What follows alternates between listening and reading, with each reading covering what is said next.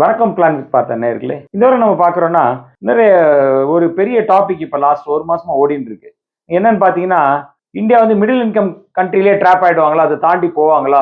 அப்படின்னு ஒரு ஒரு விஷயம் டிபேட் பண்ணினே இருக்காங்க. அது கண்ட்ரிக்கு உண்டியதான் இல்லை, தனி மனிதனுக்கு கூட அது உபயோகமான விஷயங்கள். நம்ம பார்க்குறோம் நிறைய நேரத்தில் மிடில் கிளாஸ் மிடில் கிளாஸாவே இருந்து செத்து போயிடுறான். நம்ம என்ன பார்க்க போறோம் இந்த வீடியோல, மிடில் கிளாஸ்ல இருந்து கோடீஸ்வரனாவ 5 முத்தான யோசனைகள். இதுதான் நம்ம இந்த வீடியோல பார்க்க போறோம். வணக்கம் சார்.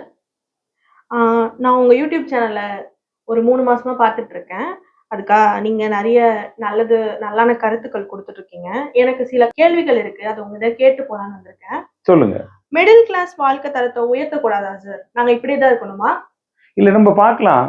நம்ம இதான் பாயிண்ட் சொல்றோம். என்னன்னா, ஸ்டாண்டர்ட் ஆஃப் லிவிங் அப்படின்னு சொல்றோம். என்னன்னா, மிடில் கிளாஸ் என்ன பண்றாங்க, அவங்க வாழ்க்கையோட ஏர்னிங்ஸ் வர வர வர அந்த ஸ்டாண்டர்ட் ஆஃப் லிவிங் ரொம்ப இன்க்ரீஸ் பண்ணே போறாங்க. இன்க்ரீஸ் எவ்வளவு பண்ணணும்னா, நீங்க ரொம்ப லாவிஷ் லக்ஸரிக்கு போகாம அதுக்கு முன்னாடி இருக்க முயற்சி பண்ணிக்கணும். எல்லாருக்குமே வந்து ஒரு பென்ஸ் கார்ல போறது, ஒரு BMW கார்ல போறது ஆசையா இருக்கலாம். அது ஒரு தப்பு கிடையாது. ஆனா அதுக்கான தேவையான சொத்துக்க சேர்த்துட்டு நீங்க அதுல போகணும்னு வந்தீங்கன்னா ஆசை இருக்கு. இப்ப நார்மலா நம்ம பாக்குறோம், ஒருத்தர் இருப்பாரு, அவர் வந்து ஒரு கார் வச்சிருப்பாரு. அவங்க ஆபீஸ்ல என்ன சொல்லியிருப்பாங்க, அவங்க ஃப்ரெண்ட்ஸ் எல்லாம் கொஞ்சம் அவங்க ஃபேமிலியோட ஃபினான்ஷியல் சுச்சுவேஷன் வேற மாதிரி இருக்கலாம், அவங்க ஃபேமிலி சைஸ் வேற மாதிரி இருக்கலாம். அதனால ஆபீஸ்ல ஒரு ஒரு ஆஃபர் கொடுப்பாங்க. இந்த மாதிரி நீங்க 6-7 வருஷம் இந்த கேட்டகரியில் இருந்தாலும் உங்களுக்கு ப்ரொமோட் பண்றேன், உங்களுக்கு கார் எலிஜிபிள் இருக்கு, லீஸ்ல நீங்க 30 லட்சம் 35 லட்சம் வரைக்கும் ஒருத்தான கார் நீங்க எடுத்துக்கலாம் அப்படின்னு சொல்லுவாரு. அப்போ அவன் ஃப்ரெண்ட்ல ஒரு 4 பேர் அதே கேட்டகரியில் இருக்கிறவங்கள 3 பேர் அந்த கார் வாங்கிடுறாங்க. இப்போ என்னோட ஃபேமிலி சுச்சுவேஷன், நான், என் ஒய்ஃப், எனக்கு ஒரே ஒரு குழந்தை இருக்காங்க. எங்க பேரண்ட்ஸ் இண்டிபெண்டா அவங்க ஊர்ல இருக்காங்க. இப்படிதான் என்னோட விஷயம் வச்சுக்கோங்க. இப்போ என்கிட்ட வந்து ஒரு 10-12 லட்சம் ரூபாய்க்கு ஒர்த் ஆஃப் கார் வச்சிருக்கேன், என்கம்பரன்ஸ் ஃப்ரீயா வச்சிருக்கேன். இப்போ எனக்கு வந்து லீஸ்ல கார் எடுத்துன்னா எனக்கு 1 லட்சம் 1.5 லட்சம் ரூபாய் இன்கம் டேக்ஸ் பெனிஃபிட் கிடைக்கும் அப்படின்னு சொல்றதுனால நான் 30 லட்சம் ரூபாய் கார் எடுத்துறேன்னு வச்சுக்கோங்களேன். ஒரு 2-3 வருஷம் கழிச்சு இந்த 30 லட்சம் ரூபாய் காரோட ஒர்த் என்ன ஆகுன்னா 16-17 லட்சம் ஆயிடும். அப்போ இந்த 3 வருஷத்துல அந்த கார் எவ்வளவு டிப்ரிஷியேட் ஆயிருக்குன்னா கிட்டத்தட்ட 12-13 லட்சம் ஆயிருக்கும். இப்போ நான் 1 லட்சம் 1.5 லட்சம் ரூபாய் டாக்ஸ் சேவ் பண்ண போய் என் காரோட வேல்யூ 4 லட்சம் ரூபாய் வருஷத்துக்கு இறங்கிட்டே வருது. அப்போ நீங்க சொல்லுங்க, தேவையில்லைல்ல உங்களுக்கு? உங்கள்கிட்ட இருக்கிற ஃபேமிலி சைஸ்க்கு உங்களுக்கு இருக்கிற 10-11 லட்சம் பெருமானம் உள்ள காரே போதும். அப்போ 30 லட்சம் ரூபாய் இருக்கிற கார் தேவையில்லை இல்லையா? அப்போ இதுதான் உங்களுக்கு புரிஞ்சுக்கணும். ஸ்டாண்டர்ட் ஆஃப் லிவிங் இன்க்ரீஸ் பண்ணணும்னா நம்மளுக்கு எவ்வளவு தேவையோ அவ்வளவுக்கு இன்க்ரீஸ் பண்ணலாம். பிகாஸ் யாரோ ஒரு கார் கொடுக்குறான்ட்டு நம்ம போகணும்னு அவசியம் இல்லை இல்லையா? இதுதான் நிறைய ஹோட்டலுக்கு நிறைய போறதா இருக்கட்டும், பிக்னிக் போறதா இருக்கட்டும், ஏதாவது டூர் போனா ஹை கிளாஸ் ஹோட்டல்ஸ்ல தங்குறது, இந்த மாதிரி பண்ணாம ஸ்டாண்டர்ட் ஆஃப் லிவிங்க எந்த அளவுக்கு தேவையோ அந்த அளவுக்கு வச்சிருந்தீங்கன்னா உங்க வாழ்க்கை பெட்டரா இருக்கும் உங்களுக்கு. கடன் வாங்காம மிடில் கிளாஸால உயர முடியுமா சார்? நம்ம பார்க்கணும், கடன் வாங்காம மிடில் கிளாஸ்ல உயர்றதுக்கான நிறைய சாத்தியக்கூறுகள் இருந்தாலும் கொஞ்சம் கஷ்டம். அதை ரியாலிட்டி புரிஞ்சுக்கணும். இப்போ நான் வேலையில போயிட்டு இருக்கேன். நான் வெறுமை வேலையில சம்பாதிக்கிறதை வச்சு நான் ஒரு வீடு வாங்க முடியுமானா கண்டிப்பா வாங்கவே முடியாது. எப்போ நம்ம பணத்தை சேர்த்து வச்சு ஒரு வீடு வாங்குறது? அப்போ கடன் வாங்குறது கண்டிப்பா தேவையான ஒரு விஷயங்களா இருக்கு. ஆனா அதே நேரத்துல என்ன மாதிரி அளவுக்கு கடன் வாங்கணும்? இப்போ முதல்ல சொல்லியிருக்கோம் நம்ம இல்லையா, ஸ்டாண்ட் ஆஃப் லிவிங் தாறுமாறமா வாழ்க்கையை இன்க்ரீஸ் பண்றது. திடீர்னு ஒரு டிவி பாக்குறோம், ஒரு 80 இன்ச் டிவி புதுசா இன்ட்ரோடியூஸ் பண்ணிருக்காங்க, அதை போய் வாங்கிடுறது. இல்ல ஒரு ஃபாரின் கண்ட்ரி போறதுக்கு இஎம்ஐ ஆஃபர் கொடுத்துருக்கான், அதுல போய் வாங்கிட்டு மாசம் மாசம் இஎம்ஐ கட்டுறது. இந்த மாதிரி விஷயங்கள்ல மாட்டிக்கிறாங்க. இப்போ ஒரு டிபிக்கல் கேஸ் சொல்றேன் கேளுங்க. ஒருத்தர் வந்து ஒரு கம்பெனில ஒர்க் பண்றாரு, பெங்களூர்ல ஒரு பெரிய கம்பெனில ஒர்க் பண்றாரு. ஓகே, அவர் வந்து என்ன பண்ணாங்க, 2019ல அவங்க ஃப்ரெண்ட்ஸ் எல்லாம் சொன்னாங்களா, நீ அந்த உங்க ஏரியால லேண்டை வாங்கி பெருசா கட்டிட்டு ஒரு 4-5 சிங்கிள் பெட்ரூமா கட்டி வாடகைக்கு விட்டுட்டு உனக்கு நல்லா ஆயிடும் அப்படின்னு சொல்லி யாரோ ஐடியா கொடுத்துருக்காங்க. இவர் என்ன பண்ணிருக்காரு, கையில இருந்த பணத்தெல்லாம் போட்டு லேண்ட் வாங்கி அதுக்கப்புறம் லோனை வாங்கி வீடை கட்டி வாடகைக்கு உள்ளான்னு ட்ரை பண்ணிருக்காரு. எல்லாம் ரெடியாகி வர நேரத்துல என்ன ஆச்சு, இந்த கோவிட் வந்து மாட்டிடுச்சு அவருக்கு. அவரால் 1.5 வருஷம் கிட்டத்தட்ட அந்த வீடை வாடகைக்கே விட முடியல. இதால என்ன ஆச்சு, மேல மேல கடன் வாங்கி அவர் வந்து கம்ப்ளீட்டா ட்ராப் ஆயிட்டாரு. அவர்கிட்ட இருக்க எல்லா பொருளையும் வித்து அந்த வீட்டு கடன் எல்லாம் அடைச்சு வர்றதுக்குள்ள அவர் வேலை போயிடுச்சு. இப்போ இந்த மாதிரி சூழ்நிலையில நம்ம வந்து தேவையில்லாம போய் கடன் ட்ராப்ல மாற்றக்கூடாது. ஏர்னிங்ஸ் வேணும் தான் நம்மளுக்கு. அதனால ஏர்னிங்ஸ் வேணுன்றதுக்கு இஷ்டத்துக்கு போய் நம்ம கடன் வாங்கி மாட்டிக்கூடாது. அப்போ வெரி கிளியரா இருக்கணும். கடன் வாங்கினா டுவர்ட்ஸ் கோல் ஓரியன்ட், வெல்த் ஓரியன்ட். இப்போ நம்ம பார்க்கலாம், ஹஸ்பண்ட் ஒய்ஃப் 2 பேர் இருக்காங்க, ஒரு குழந்தை இருக்காங்க, பேரண்ட்ஸ் ஊர்ல இருக்காங்க. எப்பயாவது ஒரு வாட்டி தான் நம்மளுக்கு ஆளுங்க வருவாங்க. இப்போ நம்மளுக்கு ஒரு 2 BHK இருந்தாலே போதும். இவங்க என்ன பண்றாங்க, 3 BHK வாங்க, பெரிய வீடா வாங்கி அங்க வச்சு தேவையில்லாம பணத்தை போட்டுருங்க. தேவையில்லாம பினான்சியல் ட்ராப்ல போய் டெட் ட்ராப்ல மாட்டிக்காம இருக்குது மிடில் கிளாஸ் வந்து கோடீஸ்வரனாகிறதுக்கு அது ஒண்ணாத ஒரு வழியா இருக்கும் நம்மளுக்கு. மிடில் கிளாஸ் பீப்புளுக்கு ஃபினான்ஷியல் அவேர்னஸ் முக்கியம்னு நினைக்கிறீங்களா சார்? இப்போ நம்ம பார்க்கலாம், ஃபினான்ஷியல் அவேர்னஸ் இல்லாதனால தான் முதலீடு பத்தி விஷயங்கள் தெரியல. நம்ம ஏற்கனவே 2 பாயிண்ட் சொல்லியிருக்கோம்.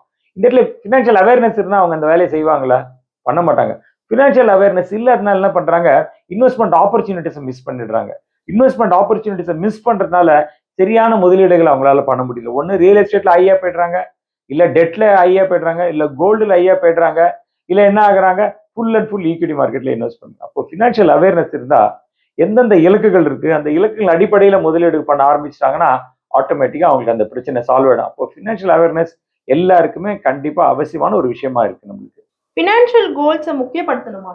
ஆமா, ஏன்னா ஃபினான்ஷியல் கோல்ஸ் முக்கியப்படுத்தினாதான் உங்களோட முதலீடு தன்மை மாற்ற முடியும். நம்ம ஏற்கனவே சொன்னோம் இல்லையா, லாஸ்ட் டைம் ஃபினான்ஷியல் அவேர்னஸ் இருந்ததுனால தான் உங்களுக்கு ஃபினான்ஷியல் கோல்ஸை வந்து ப்ரியாரிட்டைஸ் பண்ண தெரியும். எந்தெந்த கோல்ஸை முதன்மைப்படுத்தினே வந்தீங்கன்னு வச்சுக்கோங்க, உங்களுக்கு தெரியும். இப்போ எனக்கு குழந்தை இருக்கு, அதோட எஜுகேஷன் எனக்கு பணம் சேர்க்கணும், அதோட திருமணத்துக்கு நான் பணம் சேர்க்கணும், என்னோட ஒரு வீடு வாங்கணும்னு ஒரு கனவு இருக்கு, அதை ஒன்றும் ஆசைப்படுறேன். இந்த மாதிரி நிறைய கோல்ஸ் ஃபினான்ஷியல் கோல்ஸ் இருக்கு. நம்ம அது ஃபினான்ஷியல் கோல்ஸ் பிளான் பண்ணிட்டீங்கன்னா ஆட்டோமேட்டிக்கா எங்க முதலீடு பண்ணணும் தெரியும், எங்க முதலீடு பண்ணணும் தெரியல, எவ்வளவு ரிஸ்க் எடுக்கணும் தெரியும். எவ்வளவு ரிஸ்க் எடுக்கணும் வெல்த் கிரியேட் பண்றது ரொம்ப ரொம்ப ஈஸியாகும். அப்போ ஃபினான்ஷியல் கோல்ஸ் ப்ரியாரிட்டைஸ் பண்ணாதான் இன்னைக்கு நிறைய பேர் ஆசைப்படுறாங்க 45 வயசுல 50 வயசுல ரிட்டையர் ஆகணும். அப்போ எப்படி ரிட்டையர் ஆக முடியும்? நீங்க கோடீஸ்வரன் ஆனாதான் உங்களால ரிட்டையர் ஆக முடியும். ஆனா அந்த ரிச்னஸ் வரும். அப்போ நீங்க இந்த ஃபினான்ஷியல் கோல்ஸ் ப்ரியாரிட்டைஸ் பண்ணலாம்னா கூட உங்களால ரிச் ஆகிறதுக்கான சான்ஸ் இல்லாம மிடில் கிளாஸ்லயே வாழ்ந்து மிடில் கிளாஸ்லயே முடிஞ்சிருங்க. நீங்க சேலரி இன்க்ரீஸ் பண்ணும்போது நம்ம இன்வெஸ்ட்மெண்ட்டையும் இன்க்ரீஸ் பண்ணணுமா? கண்டிப்பா. ஏன்னு கேட்டீங்கன்னா, இன்னைக்கு பாருங்க, ஒருத்தர் வந்து 1 லட்ச ரூபாய் முதல்ல சம்பளம் சம்பாரிச்சு இருந்திருப்பாரு. அப்ப என்ன பண்ணிருப்பாரு, மாசம் ஒரு 25,000 ரூபாய் முதலீடு ஆரம்பிச்சிருப்பாரு. அப்புறம் அவர் பண்ணிருப்பாரு, ஒரு கம்பெனி 2 கம்பெனி ஜம்ப் பண்ணி இன்னைக்கு அவரோட சராசரி வருமானம் 2.5 லட்சமா இருக்கும். அப்ப பார்த்தா அதே 25,000 ரூபாய் இன்வெஸ்ட் பண்ணிட்டே இருப்பாரு. அப்ப என்ன பண்ணணும்னா, நம்மளோட வருமானம் பெருக பெருக பெருக அந்த முதலீட்டையும் நம்ம பெருகினே வரணும். அப்ப வந்துனே இருந்தாதான் நம்ம கோடீஸ்வரன் ஆகிறதுக்கான சான்சஸ் இருக்கும். இல்லாட்டி நான் 25,000 ரூபாயிலே இருந்தேன், நான் என்ன ஆகும், நான் ரிட்டையர் ஆகிட்டு மிடில் கிளாஸ் ஃபேமிலியா இருக்கணும். இப்போ நம்ம ஏர்னிங்ஸ் பண்ணும்போது நிறைய செலவு பண்ணி ஸ்டாண்ட் ஆஃப் லிவிங் எங்க கொண்டு போய் வச்சுட்டோம்னு வச்சுக்கோங்க. ஃபார் எக்ஸாம்பிள், இப்போ நீங்க ரிட்டையர் ஆயிட்டீங்க, ஏதோ ஒரு ரீசனுக்கு 52 வயசுல வேலை போயிட்டு திருப்பி வேலை கிடைக்கல. நிறைய பேர் இன்னைக்கு ஃப்ரஸ்ட்ரேட் ஆகி நம்ம இதுக்கப்புறம் வேலையே வேணாம், I don't want to become an employee any day அப்படின்னு சொல்லிடுறாங்க. Anymore I don't want to be an எம்ப்ளாயின்னு சொல்லிடுறாங்க. ஒன்னு சொந்தமா பிசினஸ் பண்ணும், இல்ல இருக்கிற பணத்தை வச்சு மேனேஜ் பண்ணும். அப்ப என்ன ஆகணும், வாழ்க்கையை குறுக்கினே வருவீங்க. நீங்க 20-25 வருஷம் வாழ்ந்து பணத்தை லைஃப் ஸ்டைல் மேல போய் நான் ரிட்டையர் ஆயிட்டேன், இனிமேல என் வாழ்க்கையை குறுக்கி ஒரு சின்ன ஒரு 10 ரூமுக்குள்ளே அடைஞ்சு போறேன் அப்படின்னு சொன்னீங்கன்னா என்ன ஆசை? ஒண்ணுமே இல்லை இல்ல. அப்ப நம்ம இவ்வளவு கஷ்டப்படணும்னு அவசியம் இல்லையே. அப்போ உங்களோட எண்ணங்கள் என்ன இருக்கணும்னா, இப்போ நம்ம ஏர்னிங்ஸ் பண்ணும்போது அந்த ஏர்னிங்ஸ் இன்க்ரீஸ் ஆகிருக்காது, நம்மளோட சேவிங்ஸையும் இன்வெஸ்ட்மெண்ட்ஸையும் இன்க்ரீஸ் பண்ணினே வந்தோம்னா என்ன ஆகும், ஒரு பெரிய லெவலுக்கு போறதுக்கான சான்ஸ் இருக்கு. அந்த லெவல் போன அப்புறம் என்ன அட்வான்டேஜ் உங்களுக்கு, ஆட்டோமேட்டிக்கலி வில் பிகம் ரிச். நம்மளே சொல்றோம், சார் கோடீஸ்வரனா ஏதாவது டெஃபினேஷன் இருக்கா நீங்க கேட்டீங்கன்னா, நாங்க கோடீஸ்வரன், எங்க கிளைண்ட்ஸ் வராங்க, அவங்க ரிச் அல்ட்ரா ரிச் இந்த மாதிரி 2 கேட்டகரியில பண்ணிருக்கோம். ரிச் வந்து நாங்க 4 crore மேல இருக்கிற ஃபினான்ஷியல் அசெட்ஸ் இருக்கவங்க ரிச் சொல்றோம், அதுக்கு மேல இருக்கவங்க அல்ட்ரா ரிச், அது மாதிரி சொல்றோம். அது மாதிரி செக்ரிகேட் பண்ணிக்கிறோம்.